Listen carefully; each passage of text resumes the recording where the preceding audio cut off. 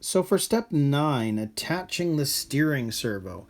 Well, you can see the first thing we need to do is start working on the arms themselves, and you can see that they're going to be different sizes, so we need to put that together, and then we're going to install those onto the servo. The servo itself is going to be installed onto these A8 pieces, which is then going to be installed into the chassis with these screws and washers.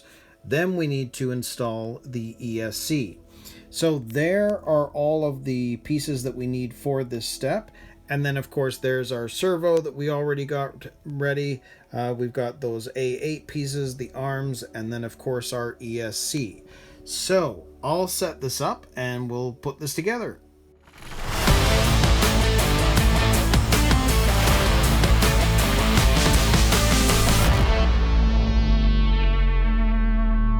So to get started, I think we're going to work on these steering arms first. Now, I have done this in the past and it's a little time consuming, so I just went ahead and did them so that we don't have to concentrate on it. But you can see that this, if you put this down on the diagram, right from the mark, which is essentially where this bends, from there to the end of the adjuster is the 53.5 millimeters, and these diagrams are for Tamiya are usually bang on. So if I put that there, it's going to be a perfect match. And the same thing with this side. This now needs to be 70 millimeters, and from that end to the end on the diagram, it's usually 70 millimeters. And I've measured it out on a ruler, it's 70 millimeters. The only thing that you're going to want to make sure of is that you can see with this one, you want the open hole facing up, and that's what that's showing as well. That's the open hole facing up. So those arms are ready to go. So we need to install these A8 pieces onto the servo itself. Now you can see they're showing the two, but what they're trying to show you is you can see that there's this sort of a ridged circle on the top. They want you to flip that over, and the screw that's going to attach to this is going onto the flat side so that the jutting out circular part is facing down. So if we grab one of these screws, and they want the BB6 flanged tapping screws, these are going to go, this one anyway is going to go into the top one and go into there. So let's grab our screwdriver and we'll screw this one in. Now what I want to make sure of is that we try and get this as level as possible.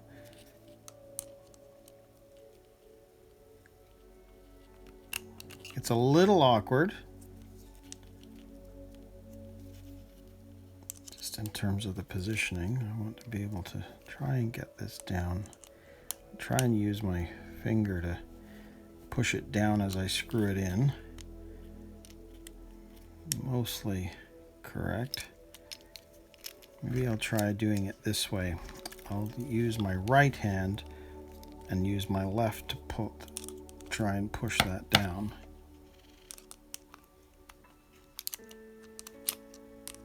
But it can be a bit awkward.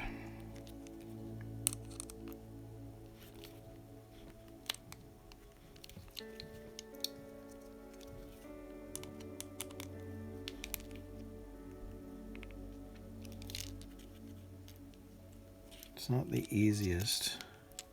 I hold it with this hand maybe.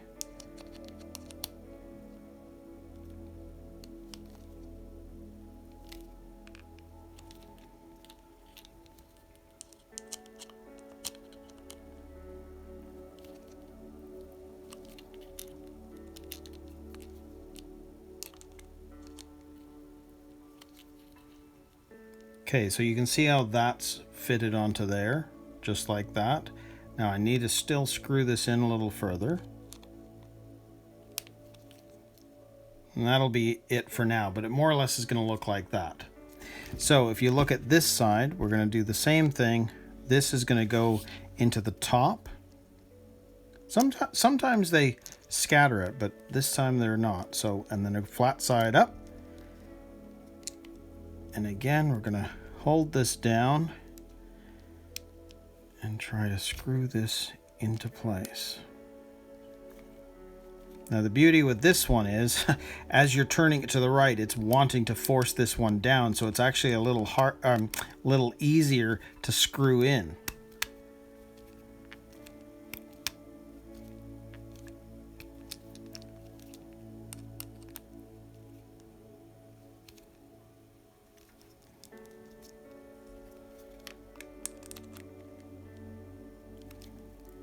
There we go. So I'm just going to make sure that that side is nice and tight now, which it is. Push that back down. And same thing with this side. So there we go. There is the servo with those pieces installed. So what do we have to do? This one here is, and you can kind of see that this is going to be the shorter one. So this is the BB11, and you can see that it's got to go up and over. So it's going in that way, but it's going in that last hole. So we're going to stick that in from the bottom, push up, and then just basically twist, and then it's in the right position. So same thing with the other side. We're going to go up this way. So if you see this, we're going to put this into the hole that way, and then pull up, and they're both now in the correct position. So that is how the servo is going to look, and that's going to end up screwing down into the chassis, which is what we're ready for now. So I'll grab the chassis and we'll install the servo. So as you can see here, this is going to get screwed into the chassis this way, and it's going to fit into these holes. Now you're going to notice that the holes themselves allow you to move the servo back and forth as well. Now we've got to get these arms into either side, and then that's going to sit there. But this can be adjusted left and right. Now for starters, I'm going to try and put this actually into the center. So if we flip this over, you can see that those holes need to line up, and then it's going to attach there. So if we grab one of our screws, we'll grab one of the washers, if I can get it to go in at the same time. Come on. Almost had it. I may have to just do this first, and then, yeah, I'm going to have to do it a different way. So we're going to grab the washer, grab the screw, put it on first. Then I'm going to grab the servo, line it up again, and then we'll put that down there. Actually, I think I'm going to have to do it a different way, because it's a really tight placement for this. So again, let's try and get this correct. We're there. I'm going to now get the screw down there.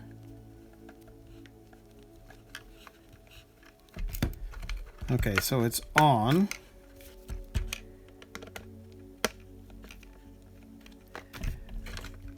And just because I want to get the other one on there as well. So we'll grab our washer, screwdriver, and let's get that other one in place. Just like that.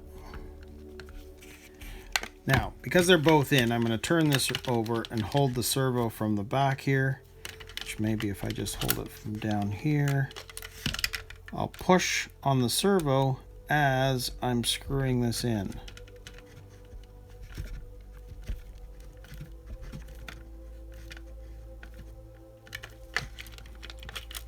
And it's got a fair bit of travel to go with these.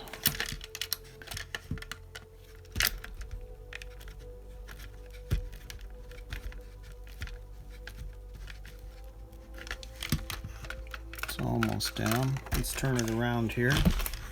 Let's work on the other side just to get something else in here.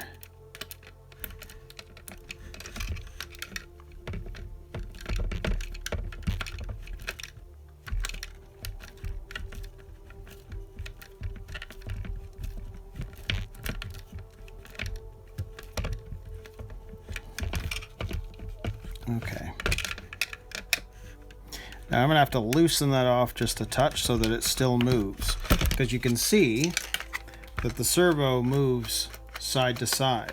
And it's about trying to figure out the placement of all of this, because you can see that if we put these on here, just you can sort of see that it still is going to move everything. So, you know, where's the best placement for it so that it's going to sit level? Now, just because I can, I'm going to just see if I do that. What are we looking at here? That's not right, so it's got to sit. Yeah, I'm gonna screw this down in the center. It looks like that's the best placement. So if you see how that's going, we're gonna try and put this as central in the center of those holes as much as possible. So let's just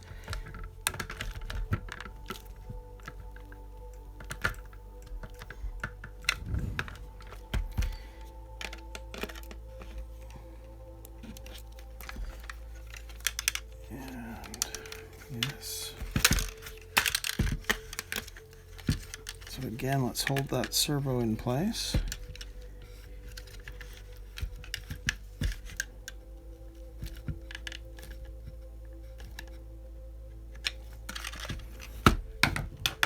It's mostly sort of centered. Let's just see how that looks.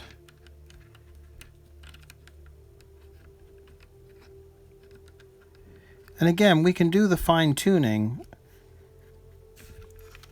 but you can see it's definitely off. So the question would be, if I move that over a bit, it might actually work out better. So I'm going to slide it that way a bit. So if I'm sliding it that way, just going to loosen it up a bit. I'm going to move it that way a bit. In fact, let's just see. If I grab these arms, put them on, let's find out how close they would need to be. If it was, that's fairly close.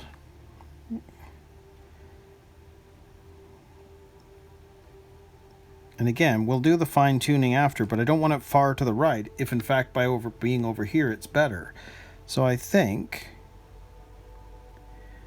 we'll do it more over to the left here. So let's do this.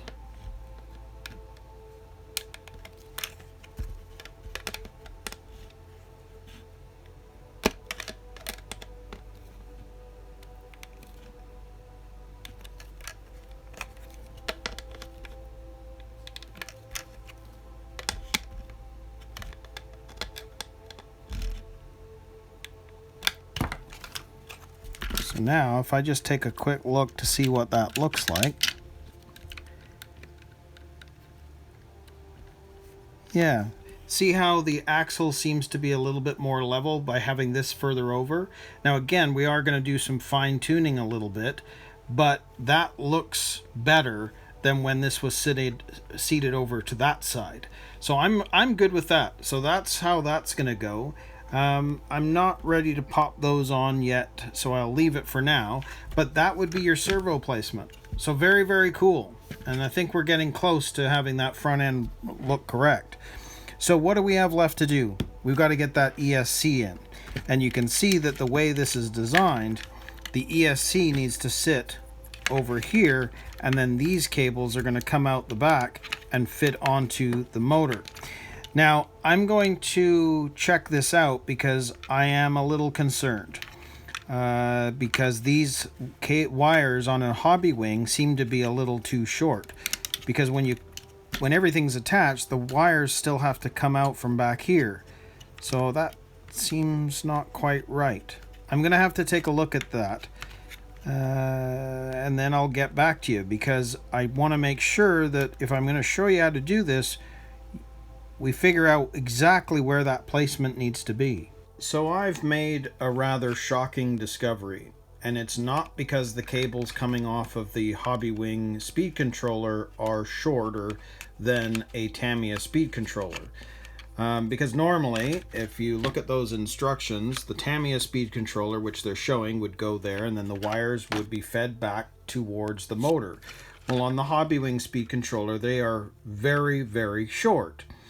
Well, I thought I would grab the motor and take a look and just see whereabouts the motor would sit. So I grabbed the motor out of the kit. And to my mind, the motor's going to sit back here. Well, you can see that the cables coming off this motor are super short. And then I thought, well, what about the Blockhead Motors Wild One, which was, it's basically the same kit. The FAV, the Fast Attack, was the first to use this chassis. Well, when I took a look at it, and I pulled it out here, notice that this is a standard silver can. Look at the length of the cable. It can go almost halfway up past the battery door, and then these cables, this was a Tamiya speed controller, will connect. And you can see that there's actually quite a bit of length. I can still move this back or forward. I mean, look at the play that you've got with those cables.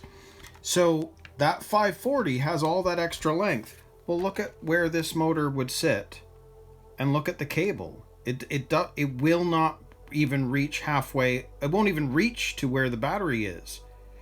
So if you think of the placement of this, if we were to match these two cars up, this motor is going to sit about there, and this would sit about there. Well, there's no way you're connecting those cables. So I've come up with a solution.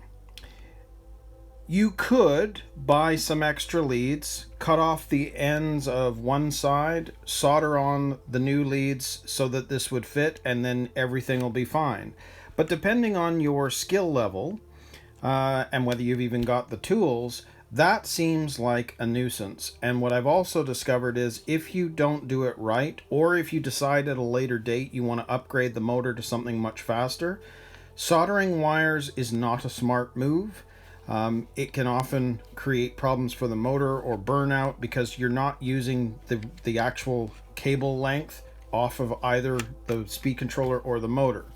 And it was mentioned to me that if you were using anything other than the silver can, doing this whole soldering idea probably isn't the best move.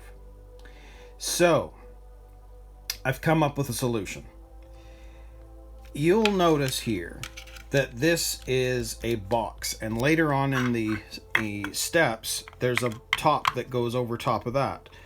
Well, the reason that this was here in the first place is back in 1984 they didn't have BEC, which was battery eliminator circuitry. So back in the old days, your car battery did not power your radio equipment. You had to use a box here that would have AA batteries. It would be like a little AA battery box, and then this would sit over top to hide it. Well, the chassis overall hasn't changed. So this box remains, and later on in the step, this is going to go over top and it just closes it up. But that's an open box. So I thought, well, what if we took the speed controller and we moved it over here, because the receiver cable is long enough to fit down here. If we put the receiver here, the motor wires would be long enough to fit this, no problem, and we can even tie it back a little bit. And then the battery is obviously going to connect down here and to the battery itself, which means that by placing the ESC in the back here, it would be out of the way, yet everything would fit, and you don't have to do any soldering or anything. Now, the only thing you would have to do is you're going to have to chop out some holes. So you'll notice that there is a hole there. Well, that's because the wire that came off of the AA battery holder back in the day would have to feed through there to go into your receiver. Well, it gave me an idea. What if we notched out another place there, another place there, and another place there? Because if we put the speed controller down, we can have the motor cables going out the back, we can have the battery going out the side, and we can have our receiver connection to the receiver wire going out the top. And then when you take the box, which I can't do yet because we've got to I've got to tie everything down, it would all be hidden. Now you could say, well, it's going to overheat. Well, when you're sitting this here, there's a hole here to keep this cool, I guess. It's open space. Well, you've got two holes here, and it's open to the elements on the underside. So if I move this over, it will have more of the hole on this side open so that it still gets airflow. The other thing is there's a scoop here, which means that this can't fit fully flush, which means that there is airflow underneath it as well. So for this speed controller and this motor setup, and even if I upgraded to a slightly faster motor, putting your ESC in here shouldn't be a problem. And by putting it here, you're not going to need to buy extra cables and solder and all that sort of stuff. So this is what I'm going to do. I'm going to place this right here. And that seems like the best solution. Because I got to tell you, I am shocked that the motor off this 540 that came in the Blockhead Motors Wild one, look at the length. And it just, I don't remember the cables coming off a Tamiya motor being that short. And I'm not sure why they've done it. Because you've got a double whammy here. You have an ESC. The Hobby Wings have always had shorter cables than a Tamiya speed controller. But the double whammy is the Tamiya motor has these short leads as well. So there's no hope of you connecting.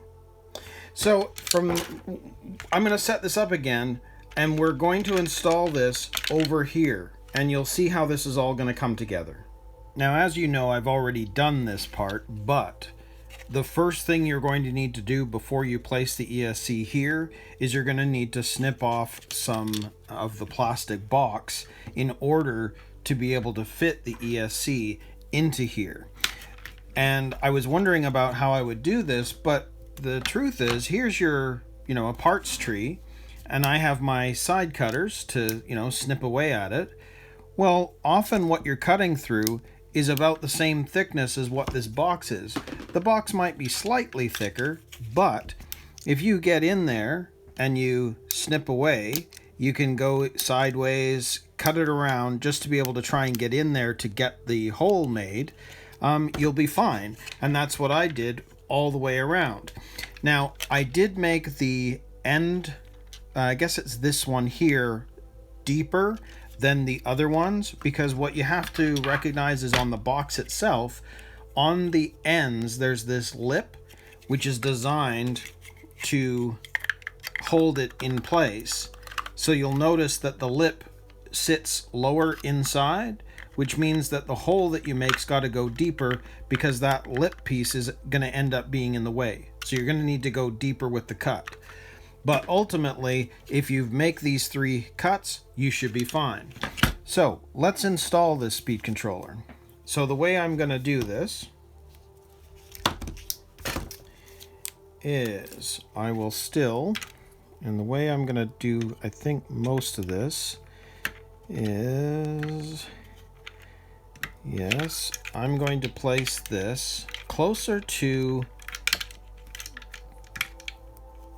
the flat end,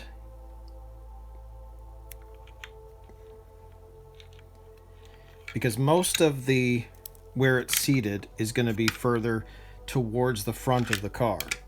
So with that being there, okay, finally got it. I wasn't going to have you watch all of that messing about. For some reason it was really not wanting to come off the back of that, but it's done now. So what we're going to do is we're going to place this, and I'm going to place it farther towards this side so that I have more of an open hole on this side. So if I put that, let's say there, you'll see that that is in. There's a little bit of an opening there, but more of it is on this side. And I mean, these are waterproof, so I'm not worried too much about that. If for some reason I'm going to start using it in water, I mean, I'm not planning on, You could cover this up or you know, bag it a bit if you wanted to, just like what you would do with a Tamiya speed controller. But for my purposes right now, this is how this is going to go, and it's nice and tight in there. Then these two cables are going to go off to the side here. These two will end up going that way, and this will go this way. Now, they're not showing you putting the box on top of this yet, so we're not going to do that yet. So it's just going to be left open like that for now. But as you can see, the wire that's going to go to the receiver, I mean, there is tons of room, and this is your on-off switch. Now, I'm not entirely sure where I'm going to put it yet. However, I thought I might actually end up putting it, when I have this sitting here, I might end up putting it on the other side of the box, just like that, because it will be easy access from the other side. And again, it is waterproof, but if I have it facing up, you've got less chance of water going into it as opposed to it sitting facing down. But again, I don't entirely know where I'm going to put it yet. I'll decide that as I continue the build. But for now, there's our Hobbywing speed controller in place, and I think this is your easiest way of completing the build, because it will allow everything to connect as it's supposed to. It just does shock me how bad the cable length is off of here, and especially the motor. Tamiya usually provides a much longer lead, so I'm a bit shocked. Anyway, that means that step 9 is complete. So we're going to move on to step 10, and we're going to install the receiver and play around with this and make sure that the axle is level.